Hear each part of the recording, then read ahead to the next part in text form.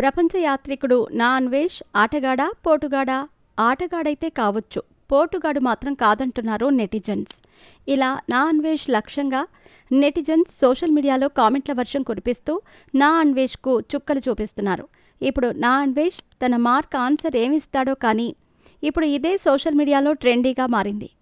Betting apps పైన నా అన్వేష్ సమరశంఖం పూరించిన విషయం తెలిసిందే.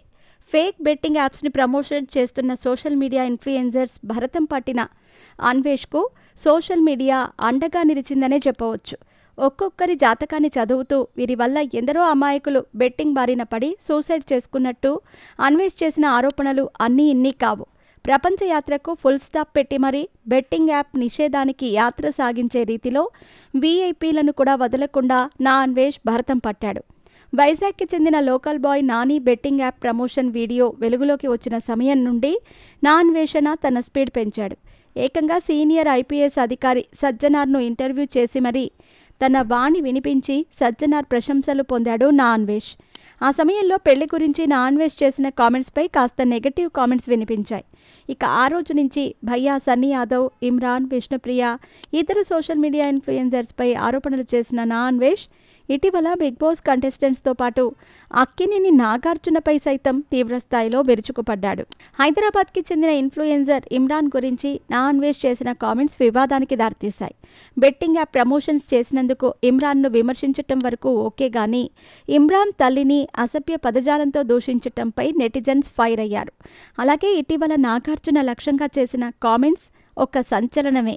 అంతటితో ఆగని అన్వేష్ మెట్రో రైలులో బెట్టింగ్ యాప్స్ ప్రమోషన్ కొరకు కోట్లు చేతులు మారాయని వీడియో విడుదల చేసి పెను సంచలనమే సృష్టించాడు. ఏకంగా ఐఏఎస్, ఐపీఎస్ అధికారుల పేర్లు ఎత్తి మరీ చెప్పటం, అలాగే సుమారు 300 కోట్లు తీసుకున్నారని ఆరోపించాడు నా అన్వేష్. దీనిపై ఇప్పటికే తెలంగాణ పోలీసులు కేసు నమోదు చేశారు.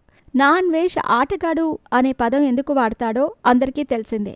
మిలియన్స్ వ్యూవర్షిప్ వచ్చే నా అన్వేష్ ఇలాంటి కామెంట్స్ చేయటం, మహిళలను కించపరిచే మాటలతో వివాదాలను తెచ్చుకున్నాడని చెప్పవచ్చు.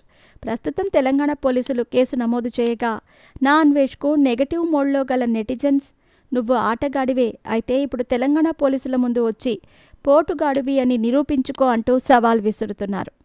నోరుంది కదా అని ఎలాగంటే అలా మాట్లాడటం కాదని, దమ్ముంటే ఆధారాలతో రావాలని వారు కోరుతున్నారు.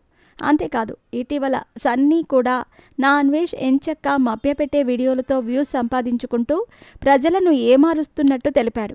మరి మొత్తం మీద నెటిజన్స్ మాట మేరకు నా అన్వేష్ తెలంగాణ పోలీసుల ముందుకు వస్తాడా, లేక ఇలాగే మరో వీడియో విడుదల చేస్తాడా అన్నది తెలియాల్సి ఉంది. అయితే నా అన్వేష్ తన బెట్టింగ్ నిషేధంపై చేసిన వీడియోల వ్యూస్ డబ్బులను బెట్టింగ్ మహమ్మారి బారిన పడి చనిపోయిన యువకుల కుటుంబాలకు అందజేస్తానని చెప్పటం విశేషం.